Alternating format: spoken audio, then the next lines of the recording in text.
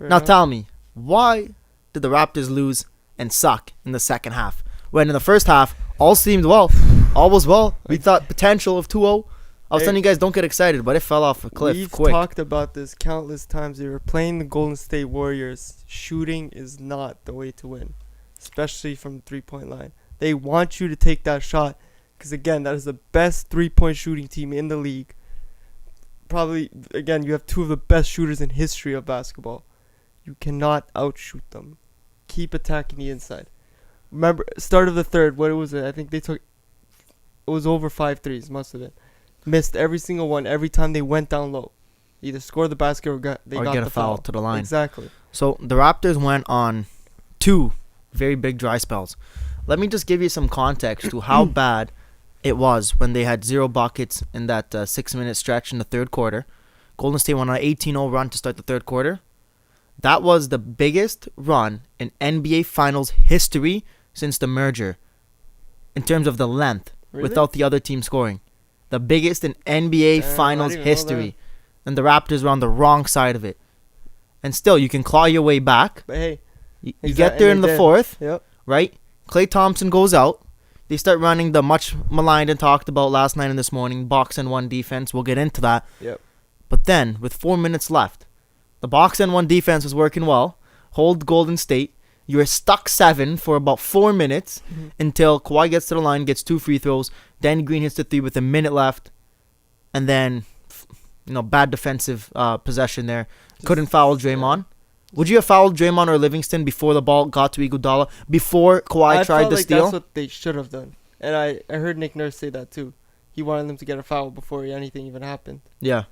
But then you lose that opportunity. They went for the steal. Then you have to try to steal on Steph because you don't want to foul Steph. Yep. He's automatic. But if you had fouled Livingston or Draymond, you probably have a 75% chance that they're going to miss one of those shots. Exactly. Call a timeout. You have your half-court offense to hit a 3 to tie the game. Even if let's say they did hit both, you still have time to work there, Yeah. The clock's not running short. Now, I think if you ran back that game and you got the same look, sure they took too many threes. Yeah. But I think Nick Nurse and the Raptors would be happy with the way their offense got the looks. Just couldn't capitalize. But I still think they got to go inside more. And especially when even their deep twos, the mid-range game was so atrocious. All right. So the Raptors shot only 37% from the field. Yeah. 35 of 94. Golden State, 46%, 38 of 82. So the Raptors had, 6 more offensive possessions. 3-point line, Raptors 28%, Golden State 38. So if you're losing both those categories by 10 points against the Golden State Warriors, and then the assist totals, what was it? Was it 20 or 22 straight? Yeah, 22 straight. 22 straight buckets by the Warriors were assisted. Exactly. And the assist ended off 34-17. And I think that tells the story of the game. In that fourth quarter and the third quarter, the Raptors were so stagnant, became Kawhi-centric in the fourth. He couldn't get anything done. Was only 1 of 6 in the fourth. Sure, he was getting blitzed. But he's got to find a way to get something off the floor. Because his totals throughout the series, you might argue with me, but I do not like them. All right? So through 2 games, he's 26 of 28 from the free throw line. Fantastic. Great job. Only 13 of 34 from the floor. So you're shooting about 35% in this series from the floor. Kawhi Leonard. Yeah. 13 buckets in 2 games. For a guy who's supposed to be top 3 best player in the world, which I think he is. You got to get something from the floor. And if you double team, then you got to recognize it like you did better in game 1, like you did against Milwaukee. Kick the ball out to your shooters. And, okay, sure they're missing, but they weren't missing many on Kawhi kicking them out. But what we talked about it while we were watching the game last night. Kawhi would get double teamed. You see 2 guys covering him. All the other players are standing around waiting. We were talking about we need some movement there. Even setting an off-ball screen, you can get 2 guys open. If you have a double team and you get an off-ball screen, you could pass it to either guy at that point. Because you have that one defender lost as to where he's going to go. And I know people are probably thinking we're coach couches, but we've said this time and time and again. I don't understand. If you watch the game, you could literally see a huge openings for it. I like Nick Nurse. I do not understand, though, how he has never implemented any off-ball movement into this lineup. Any off-ball screens. There's no off-ball screens. There's barely any off-ball movement. When they do get the movement, they're swinging the ball. That first half and last game, That ball was being chucked around, and Fred VanVleet and Kyle Lowry were running circles, kind of like Steph and Clay do, just to get that everybody switching up and get some matchups in your favor. Get Siakam against a smaller guy. I want Siakam. Okay, if Boogie Cousins, which great job by him, and I love that Steve Kerr only announced he's in the starting lineup half an hour before the game started. That really screwed up the Raptors. They did not game plan for Boogie playing 30 minutes. They had no idea that was going to happen. Exactly. So, okay, but if he can handle Marcus All, what you got to do going forward to next game, because Von Looney's probably going to be out. You have to try and get some mismatches. Yeah. I want Siakam to be going against DeMarcus Cousins on the offensive end. Siakam is so much quicker and should be able to go right by him to the hole, as he has done to numerous centers throughout the playoffs and throughout the season. And the good thing about Siakam is when he realizes how much he's got the matchup in his favor, if he's on a smaller guy, turn your back to him like he did against Iguodala, and we're screaming, turn your back, and they had Clay on him. And he went over him, but he only had 12 points last night. And when he's got a bigger guy, like he did with Brook Lopez when he was switched on him against Milwaukee, he's so much quicker. He can go right by him. And same with DeMarcus Cousins. DeMarcus Cousins coming off 2 lower body injuries, one Achilles, and what was the last one? Lower body as well. He cannot stay with Spicy You gotta frustrate him with DeMarcus Cousins. You saw him take that stupid technical, got us back into the game. The technicals. That was the only thing that got us back in the last minute. If you keep leaving him comfortable and like, they were interviewing him after like he was like freaking a team leader, you know, like you can't have him feeling like that, because then he's gonna actually show up. Once you start frustrating him, giving him different looks and stuff, again he's gonna commit technicals like he did in the fourth. How big was it that Lowry fouled out with, just under 4 minutes or just about 4 minutes left in the game? Like, are you saying that it was a bad thing or a good thing? How is it a good thing? Oh, you tell me. Do you think it was big or not? As much like okay, I can see how it is bad, because you have like your starting point guard off, but again, if he did not get fouled out and was not sitting out, Danny Green was not in the game to hit that 3 to bring it within 2 points. You don't think Kyle Lowry would have hit it? Not the way he was playing last night. He shot 4 of 11, 3 of 7 from deep. Yeah. So he had hit 3-pointers prior. He'd only missed one that was wide open. Those 3 were in the first half. No, I think that the one where Kawhi was falling out of bounds and threw that to him in the corner after he missed one, I think that was in the third quarter, towards the end. I think not having Kyle on the floor, not even for shooting, those last 3 minutes when they couldn't get anything, no basket, neither team, not even for him to score, but for him to facilitate. And he does attract attention on the offense. Whether you want to admit it or not, he does. And what he does well is Fred VanVleet has no ability to go inside. He had one layup yesterday, a tough layup, and then he thought he was God. That's what I mean. It was actually a bad thing for him to get that layup, because he kept thinking he's going to keep getting that layup, and he kept missing it. And was getting blocked to taking atrocious looks, right? Where Kyle, he's smart enough to recognize, okay, if that layup's not there, he's just kind of like Steve Nash does. Keep running it around, go under the basket, because now Spicy P or Kawhi open for that backdoor cut, which Golden State does so well. So I think not having him on the floor was a big minus for the Raptors. But there's nobody to fault. Okay, couple bad calls. But that last foul at the other end of the floor, 80 feet from your own basket, you're trying that backward steal from Cousins? Come on, man. You have 5 fouls. You can't do that. That's on him fouling out. Yeah. As much as you want to say the refs put him in that position to get there, he's the only reason why he fouled out. You can't say that though, because you are a player. You know where you're at foul wise. So if you know you only have 1 foul left before you're out of the game, don't be doing dumb plays like that. Yeah, and be aware. It's almost like with the whole J.R. Smith thing, Be aware of where you're at in the game. So if you look back at it, 6 fouls yesterday. He had 5 fouls game 1 and 5 fouls game 6 against Milwaukee. He's played sloppy defense, and I think that's hurt his offense too, because it gets in your head. And we talked about in the Milwaukee series when they won 4 straight, how good he had been. Not only just his scoring, but his energy, his drives. He's going to take the charges. And sure, people were mad about that one charging call yesterday. Even though it looked like Kyle Lowry got the charge, that is the hardest call for an NBA official to make. It's so bang. It's weird to me how they called it game 1, the exact same play on the Marcus Cousins, and they called it like first quarter. Yep. And it's like, how do you not how do you not call it again? Why all of a sudden is it changed? It's literally the same play. Yep. I don't understand. So, all right, the refs are working. I don't even know what they're thinking when they're on the court. Sometimes. We've gone through what the Raptors didn't do. Yeah. What did Golden State do to limit them? they are. What I always say, there's a difference between having to take the three and wanting to take the three. I feel like a lot of times they're so stuck that it's like it's a forced three. I don't see. I don't like it's. There's no play. There's no playmaking. There's nothing. They're just gonna probably a few feet away from the 3-point line, which is. Oh, you're still talking Raptors, right? Yeah. Yeah. But I'm saying that Golden State was forcing them to take those threes. They were kind of leaving them open around the 3-point line. Go, shoot the threes. Same with Siakam and like Van Fleet. They kept shooting those threes.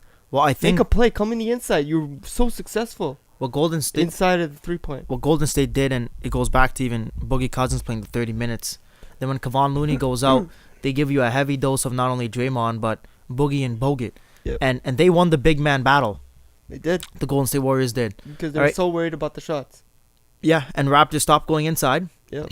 Because they knew we're getting outmanned, and they're playing way more physical. Nick Nurse said to start the third, we lost our physicality. And they just started saying, all right, let's take an easy look from three. Just because it's easy doesn't, like, it's easy to get that look doesn't mean it's easy to make the shot. Exactly. Right? It's very simple. It's a lot easier to hit a layup than a three-pointer, right? But you got to have the tenacity and the will to get that easier look on the inside. Don't just settle for a three because it's an easy shot to take. Exactly. Right? And I swear they were put into bonus pretty early in the second half. Was it? Yep. So, like, use that as to your advantage, you know? Get those foul calls inside. Kawhi was the only one going inside looking for fouls. Exactly. Which is so weird because there's guys like even Siaka. I don't understand. He took so many threes last night. Yeah, he was virtually night and day different player than what he was game one. Yeah. All right, Draymond Green said that's on me. He's going to be neutralized game two. And Draymond Green... so pissed at Draymond Green was right. But Siakam, just to overview his night, 12 points, 8 rebounds, 5 assists. 5 of 18, 0 for 3 from deep. So he didn't take an abundance of threes. Yep. But he had no chance to hit them. What he's got to do is start slashing and dashing by guys that worked for him in game number one. Game number one, he was not splashing from outside. I saw countless times to see Klay Thompson guarding him. Yeah, at man. That position, push him in the inside. You're a lot bigger. Turn and your stronger back than to him. Yeah. Not fucking take the three. Like, that's what Klay Thompson wants you to do. He wants to guard you in the perimeter, Golden not State, on the inside. Give them all the credit. They baited the Raptors into doing what they wanted them to do. Exactly. Yeah, it's almost like, they control the fate. And you said it seemed like they were letting the Raptors take those threes. They were slacking off them. Yeah. They're daring them. Take those shots. We don't think you can hit them like you did in game one. Again, you're not going to outshoot the Golden State Warriors. Yeah. And I saw a crazy stat. Fred VanVleet in the last 3 games, it's like a plus 10, plus 12. Kyle Lowry's like almost a minus 30. So I think that goes to the defensive struggles. And we said it coming into the series. We thought Fred was going to be outmanned defensively. He's actually done a very good job. Steph has barely been able to score against him. Steph only had, 21 points last night? 23? Yep. But Kyle Lowry, we said, even if you put Kawhi on Steph, problem becomes, who the hell do you put Kyle Lowry on? Yeah. And I think part of the reason why he's fouling so much trying to take those charges is he's gassed. He can't chase these guys around, much like Chris Paul and James Harden had difficulty too. So when you get tired, you start making dumb decisions. Your legs go, and then your brain goes. Just like Anthony Joshua. But what I was really confused about is countless times I saw Cousins going on the inside. And the only, white shirt, I guess? They were wearing white, right? The only white shirt I saw on the inside was Larry. Were they wearing? I don't think they were wearing white. What color? For some reason, I can't remember what color the jersey. They were wearing red. Okay, but again, the only defender I see on the inside is Larry. Yeah. You have Cousins going in, it's like as much as we know Larry's good at guarding the bigger guys. He's easy to just throw just to post him up and just shoot right over him. You're not gonna be blocking that shot. Countless times we weren't talking about, we saw alley-oops being tossed up, no problem. Literally the easiest alley-oops you could see. You saw guys like Bogut. I don't even know how many points he finished with, 6, and all of those were alley-oops probably. Yeah, and where was Marc Gasol, who has been? You have praised him games. Yeah. I've ripped him games. But even him, but he's the most inconsistent player. Standing out close to the perimeter, man. You're the big man on the team. Let everyone else worry about the shots. Bogut had 6 points, 3 for 3, all alley-oops. Yeah. Right. Gasol, you're fantastic in game 1. Game 2, DeMarcus Cousins, makes you go back into your shell. You regress into the guy who's just setting a screen, standing at the 3-point line, and forget what helped you so much in game 1. Exactly. Game 1, he had 10 buckets inside the paint. Last night, 2 of 7. Then, again, what did I say, Gasol? He averages 7 field goal attempts a game. The odd time if he finds something that works. But take a page out of DeMarcus's book. Go inside. Exactly. Is Nick Nurse telling you not to? Because then I like to talk to Nick Nurse. Yeah. But you're a center. Do your damn job. He was so worried about helping on Curry. It worked that one time where Van Fleet got the steal. And I feel like after that one time it worked, he kept standing out there. He kept waiting to do it again. I don't think you need to double Steph as much as they're using Gasol to do it. Especially when he's not the one having the best game. Yeah. If he starts, getting on that Steph rhythm, where he goes on that 4-minute run and he hits 5 3-pointers, sure. Okay, yeah. Okay, but especially now with DeMarcus Cousins, he's very smart. People think he's an idiot. He's very smart, even though he's a hothead. Because as soon as Gasol goes to that double to Steph, Cousins is just running to the inside for that easy and again, layup or who's dunk. standing on the inside? Lowry. Just Kyle Lowry. Exactly. Because he came to help. That's an easy basket. Yep. And it wasn't just Cousins. It was Livingston. It was Draymond. And everybody says, oh, the Golden State shoots so many threes. Everybody forgets. Yeah. They took the most 2-pointers in the NBA this season. Over the second most. And it's continued throughout the playoffs. Yeah. Let's look at their 3-point numbers yesterday. They didn't tear it up from deep. Not at all. Iguodala 2 for 4, Draymond Green 0 for 2, Cousins 1 of 3, and then Clay and Steph, okay, but Steph was only 3 of 10, Clay 4 of 6, and then the guy who really hurt you, the only guy who really hurt you was Quinn Cook, because he only had 9 points. Where the fuck did Quinn Cook come from? I have no idea. All 9 of his points were on 3-pointers, shot 3 of 5 from deep, didn't even attempt anything else. That's the only guy who hurt you from deep. Yeah. Besides that, and then it comes back to, when you're down against the Warriors, stop thinking you're going to outshoot them, and that's the only way to come back. Stop jacking up the threes. You saw Portland do it when they were down. Did it work for Portland? No. So why do you think it's going to work for you? Do you think the Raptors have shooters that are way better than Portland's? I would disagree. Maybe if Danny Green... Especially when you have such a better inside game than Portland. Don't use the same fucking Maybe strategy. If Danny Green was shooting his regular season 40.5% from the 3-point line, okay, and Fred VanVleet was consistent. Fred VanVleet, all right, had 17 points last night, was decent. But he was not...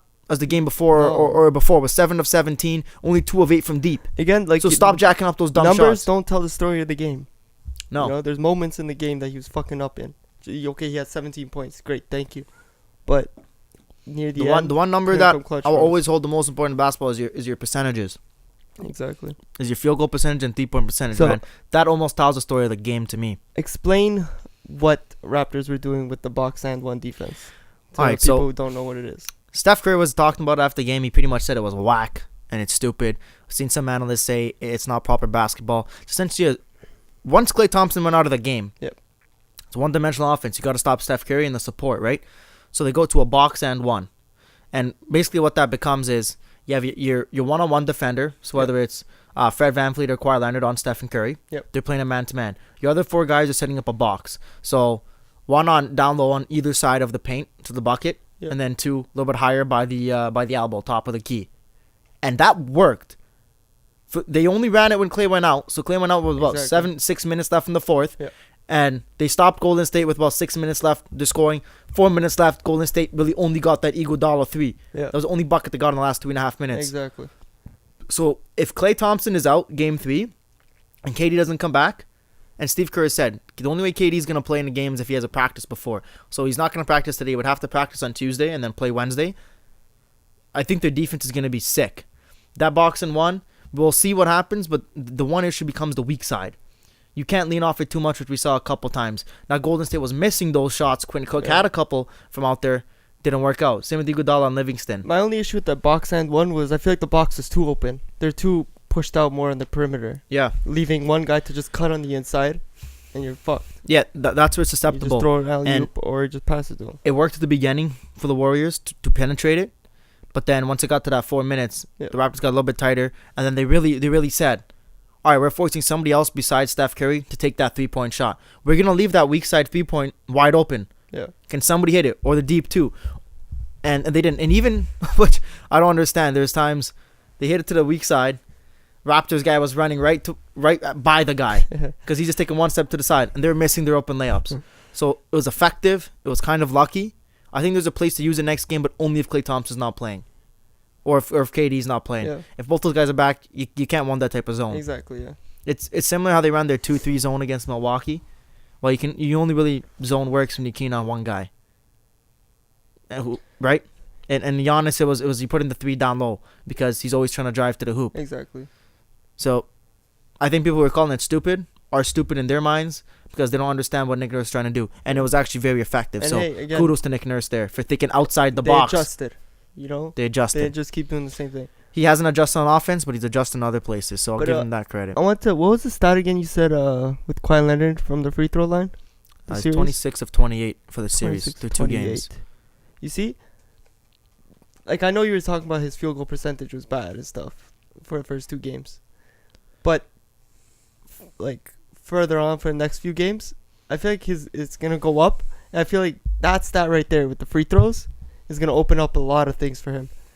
They realize you can't keep sending him to the line because he's almost. Why last not, night though? he drained every single free throw. Yeah, but if you foul 16 him, of 16, man. That's Yeah. 16 points you gave for free. but would you rather foul Kawhi when he's gonna have an open layup and then he just gets his 2, or just He keeps gets his 2. right? Just keep smothering him, then he's kicking out to a guy for 3 like was happening first game. What I feel like is going to happen, I feel like they're going to start giving him a little bit more space because they're like, okay, we can't keep sending this guy to the line. Ease up a bit on him. I don't think they're gonna change their defense I at feel all like they going are. into game 3. And I feel like it's going to open Most up a lot coach- more opportunities. You're gonna see Most Kawhi coaches going off don't change a lot winning more points. formula or a winning game set. I think they're probably going to come up with the similar looks. And I think if you ask Nick Nurse, would you be comfortable heading in game 3, 4, 5 with getting the same looks? Sure, they took too many 3-pointers, but getting the same looks you got Yep. last night. He would say, yeah, we did some good things on offense, just couldn't hit a fucking shot. Exactly. But, as Drake said at the beginning of our video, you squeezed that one out. He squeezed that That one was out. not a comfortable win. So the Raptors held Golden State to the same amount of points. 109. 109. Both games. The difference was just the second half going in a historically terrible slump to start the second half. And then when the game was within your grasp, Kawhi goes 1 of 6 in the fourth, and everybody else goes 0 of everything with the last Virtually 4 minutes until Danny can't hit a Green basket. hits that 3 after DeMarcus Cousins. And let's be realistic. They squeezed it out, but the only reason it was even close was because DeMarcus Cousins is a moron. If he didn't take Yeah. that tech, But again, then it's a 3-point game when Danny Green hits I the talked shot. about this before the series even started. It's pretty easy to get that guy to get into that position where he's getting texts and stuff and getting angry and frustrated. It's in his genetics. It It's in literally his is. DNA. He can't help it. Push those buttons, please. If you're the Raptors, push those buttons. Make them frustrated. Fuck, it works. It gets you attacked and got them 3 baskets. 3 points right there. He's the guy you have to attack. Anything else you want to round off the Raptors talk with? What do you think Raptors have to do to take one in Oracle? Your energy's got to be way higher on the defensive end, Yeah. right? Even though you held them to the same amount of points I feel like they played great D both games. for the majority. But when Yeah. they were going on those runs to start the third, which you know was gonna It's happen, just, yeah. the defense was Yeah.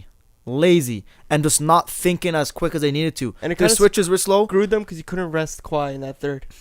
Because you didn't want the lead to get even Yeah. bigger. And now the one thing So you had to rest him for the fourth. you heard me screaming all last night, they were switching way too easy on defense. Yeah. They were giving Golden State the mismatches. Fight through those screens, and then after they would switch, all right. So Fred VanVleet ends up on Draymond, and then you have was it Serge on Steph? You don't want that. Steph's going around, and then Too quick. VanVleet can't handle Green. No, we're close. The ball gets swung to the corner. Klay Thompson has it. If I'm either of those guys, I'm yelling at the other, switch back, switch back. Nope, they're just standing there. They give their guy about 5 feet of space. Ball comes back to Steph. Dirk's Baca, whoever was on him, and drains it. Why are you waiting for them to take advantage of that mismatch? Exactly. It's just think quicker, be more into the game. All right? And that's really the biggest thing on offense. Attack the hole. Drive for the purpose of kicking it out. That's what Kawhi did so much in game 1. He got away from it. Kyle Lowry got away from it. Everybody got away from it. Yeah. And Serge Ibaka, if Marc Gasol is as bad as he was in game 1, as in game 2, in game 3, we need something from you. Need something. You're quicker than Boogie Cousins too. You can go around them. Make a play on the ball. Stop giving me your damn hesitation when you get the ball because you don't know what to do. I know, yeah. Think It's about what kinda you're gonna do scary before you sometimes, move. yeah, he keeps like He's just hesitating, shaking. he He's looks got around, the he has no idea start. what He's to like he's do. got the shakes. He's coming off a high. Got the jitters, yeah. How Oh likely my do you God. think it is that Clay doesn't play game 3? How crucial it is. Not how likely. I think it's more likely than people think, man. Yeah. I know he says he's fine, but as Well- Kerr said, he'll say fine. He's fine even if he's about to die. He said if he's half dead, he'll still say he's fine. And he tore his hamstring. And he even said to Drake, he goes, "You got lucky. I popped my hamstring." So obviously he's got a severe hamstring injury. Yep. Clay said it wasn't as bad as the high ankle sprain that he suffered last year in the finals that he played through. But even if he plays, he's going to be hobbled and limited. Right? His shot's not going to be the same. He's going to be even worse off the dribble. He's not going to be able to run off the ball as well as he does either. So it bodes well for the Raps, gives him a chance. You never wish injury upon anyone. But everybody knew coming into this season, the only way a team could beat Golden State is if they ran into injury problems. And this is why it's so hard to get to 5 straight NBA finals, even 4 straight, and to win 3 straight NBA finals. The only teams who won 3 straight, obviously the Celtics, Lakers back in the day. Yeah. LeBron, Boston couldn't do it. LeBron couldn't do it in Miami, right? Nope. It's the minutes and the toll. You get a shorter off season. Instead of an 82-game season, it becomes a 105-game season. So now you're playing 500 games in 5 seasons as opposed to 380, Exactly. right? And takes a toll, and it always adds Especially up. the intensity of the games, man. You see, and you see the same thing with hockey, right? Teams who Blackhawks, Penguins kept going on those runs, playing the Olympics, a lot of minutes. Then it comes to a year where just the bodies start to break down, and you need a break. It's human nature. You can't argue it. Well, if he does get a break and KD doesn't come back game 3. KD doesn't come back game 3 and Clay's hobbled or doesn't play, the Raptors need to win game 3. If you lose that game, the series is over. Yeah. Even if Clay plays next game, KD doesn't play. If you lose, you're pretty much done. Do you think they can lose game 3 in Oracle and then win game 4? Possibly. Depending on, I don't know, when KD's looking at coming back. Well, I think they bought themselves some time for KD by tying it 1-1. But by game 4, I think the problem is with the 2 days off between games. It's almost like the NBA wants KD to come back. Yeah. Or they're spacing it out. But he hasn't. They were talking last night. They're saying he's unlikely for game 3. Yeah, because he hasn't practiced when yet. When is his practice going to come in? Gerd just said he needs 1 full practice. So, but I don't think Same with Clay. I don't think he's coming back later than game 5 at the latest. Yeah. To me, game 4, if Raptors win game 3, he's going to push very hard to come back game 4. Also, why I didn't want fucking Drake to, start trolling KD. You don't want to speed this guy's recovery up, man. No, you don't want to speed it up so he can re-injure it. Yeah, but let him push it in the gym. I don't want him coming back sooner than he has to. You know, I So don't want to see. Hey, KD maybe Drake realized that too. He took the sweater off sometime in the second half. Did you see that? He switched to the simple We the North Oh, sweater. did he? Okay, thank God. Yeah, because nobody noticed till after the game he's walking out and the logo's gone off the back. People thought he just took that. Like it was a sticker on his sweater or something. Took it off, but no, he switched sweaters completely. Once they say KD is available to play for the upcoming game, my heart's gonna drop. I think Toronto and Canada's hearts are gonna drop, but it doesn't mean the end of the world. It just means you need a lot of things to go your way, and you have to play perfect basketball if KD comes back. It's gonna get a lot harder once he comes on. All right, Well, let's transition. There's